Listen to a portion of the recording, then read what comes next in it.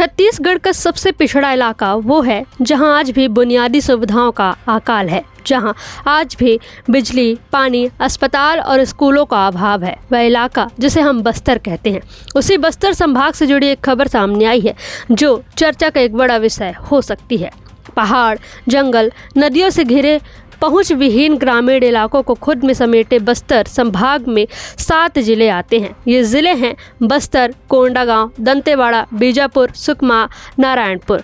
जब कहा जाता है कि भारत तरक्की कर रहा है, छत्तीसगढ़ ने विकास के कई नए आयाम तय कर लिए हैं, तब यही 7 जिले सोचने पर मजबूर करते हैं कि क्या वाकई में जितना उजला दिखाया जा रहा है वाकई में उतना है या अब भी काफ़ी कुछ करना बाकी है।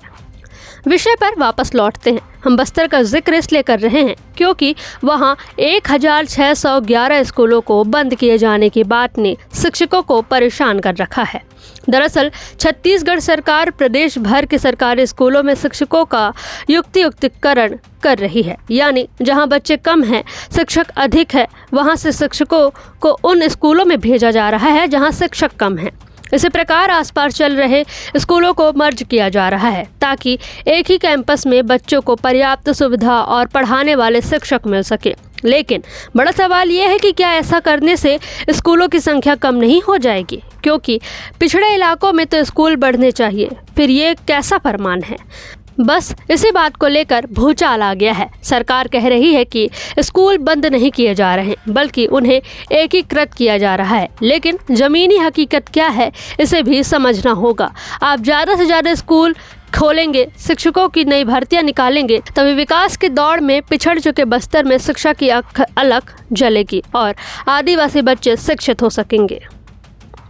छत्तीसगढ़ सरकार का कहना है कि यह निर्णय राष्ट्रीय शिक्षा नीति 2020 और शिक्षा का अधिकार अधिनियम 2009 के तहत लिया गया है। बस्तर, बीजापुर, कोंडागांव, नारायणपुर, दंतेवाड़ा, कांकेर और सुकमा, इन सभी 7 जिलों में छात्र संख्या कम होने और एक ही इलाके में कई स्कूल चलने के चलते 1611 शालाओं का युक्तियुक्तकरण किया जा रहा है। लेकिन क्या 1611 स्कूलों को एकीकृत करने के नाम पर स्कूलों को बंद कर दिया जाएगा? सरकार कहती है कि यह युक्तियुक्तकरण के तहत हो रहा है। बस्तर जिले में 274, बीजापुर जिले की 65, कोंडागांव जिले की 394, नारायणपुर की 80, दंतेवाड़ा जिले की 76, कांकेर जिले की 580 तथा सुकमा जिले की 138 शालाओं का युक्तियुक्तकरण किया जा रहा है। इससे शिक्षक विहीन एकल शिक्षक की और अन्य आवश्यकता वाले स्कूलों में अतिशय शिक्षकों की पदस्थापना हो सकेगी, यानी स्कूलों को मर्ज किया जा रहा है जहां बेहतर संसाधन, प्रयोगशालाएं, पुस्तकालय और योग शिक्षक उपलब्ध होंगे। शिक्षा विभाग के मुताबिक राज्य के कुल 10,463 स्कूल में 166 स्कूलों का समायोजन होगा।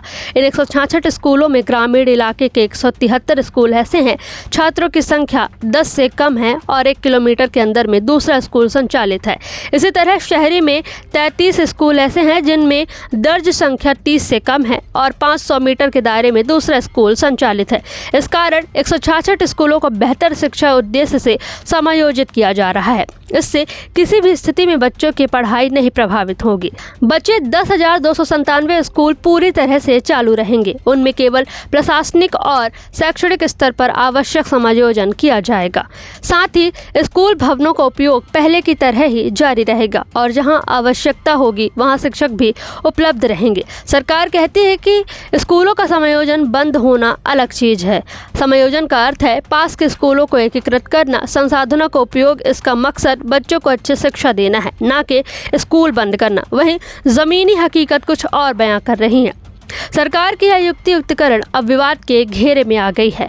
कभी स्कूलों को बंद किए जाने के आरोप में तो कभी आधी रात में शिक्षकों की काउंसलिंग, यह सब सवालों के घेरे में है। शिक्षकों का एक बड़ा वर्ग इसे 2008 सेटअप की बहाली की मांग के साथ जोरदार विरोध कर रहा है। छत्तीसगढ़ शिक्षक साझा मंच ने रायपुर में मंत्रालय का घेराव किया, धरने दिए और स्पष्ट कहा है कि इससे हजारों शिक्षक प्रभावित होंगे और ग्रामीण शिक्षा प्रणाली चरमरा जाएगी।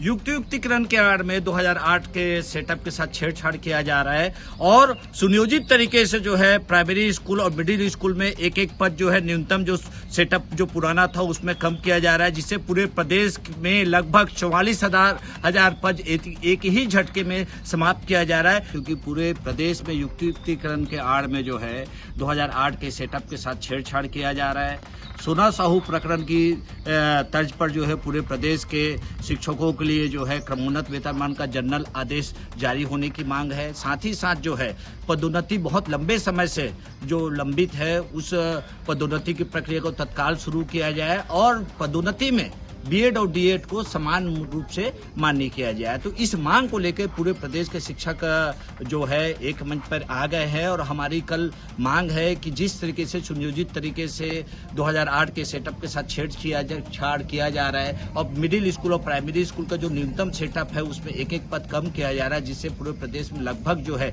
44,000 पद एक ही झटके में समाप्त किया जा रहा है। लगभग 4,000 मिडिल स्कूल के प्राइमरी स्कूल के एचएम के पद समाप्त हो रहे हैं, लगभग 4,000 के आसपास जो है रसोइये के पद समाप्त हो रहे हैं, लगभग 4,000 के आसपास आपके स्वीपर के पद समाप्त हो रहे हैं और 35,000 नए रोजगार के अवसर समाप्त हो रहे हैं। वहीं उप मुख्यमंत्री विजय शर्मा ने साफ किया है कि स्कूल बंद नहीं हो रहे हैं, बल्कि 2 नजदीकी स्कूलों को मर्ज कर बेहतर संसाधन दिए जा रहे हैं। जिन जगहों पर शिक्षकों की कमी है वहां अतिशेष शिक्षक भेजे जा रहे हैं।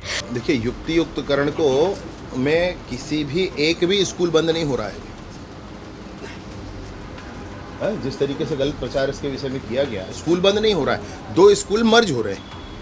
एक ही प्रीमाइसेस में एक मिडिल स्कूल है, एक प्राइमरी स्कूल है और दोनों के प्रधान पाठक अलग अलग हैं, तो दोनों स्कूल मर्ज हुए, तो बंद नहीं हुआ। अभी बिल्डिंग उतनी है, कक्षाएं उतनी हैं, छात्र उतने हैं, सिर्फ प्रधान पाठक एक होगा तो ठीक है, प्रधान पाठक एक हो सकता है। अब एक जो प्रधान पाठक बचे तो वो पद खत्म नहीं हो गया, उस व्यक्ति को कहीं और काम उससे लिया जा रहा है। ये अच्छी व्यवस्था है ना, इस अच्छी व्यवस्था को दुष्प्रचारित किया जा रहा है, ये गलत है। जो आप एक विषय कह रहे हैं उसका मैं जरूर ध्यान करता हूँ। तो सवाल अब यह है कि क्या यह युक्तिकरण वाकई शिक्षा की गुणवत्ता बढ़ाएगा या फिर यह ग्रामीण और आदिवासी छात्रों के लिए दूरी, असुविधा और ड्रॉप आउट जैसी नई समस्याएं लेकर आएगा, और क्या सरकार इस प्रक्रिया से पहले पर्याप्त संवाद और भरोसा कायम कर पाएगी।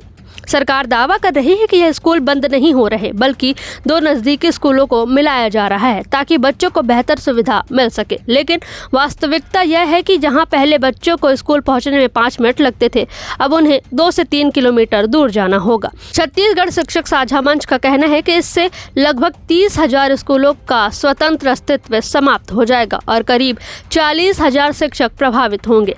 रायपुर में हुए धरनों और मंत्रालय घेराव के पीछे यह चिंता है तो कहीं शिक्षा के नाम पर शिक्षकों की जबरन ट्रांसफर और स्कूली बच्चों के भविष्य से खिलवाड़ तो नहीं हो रहा।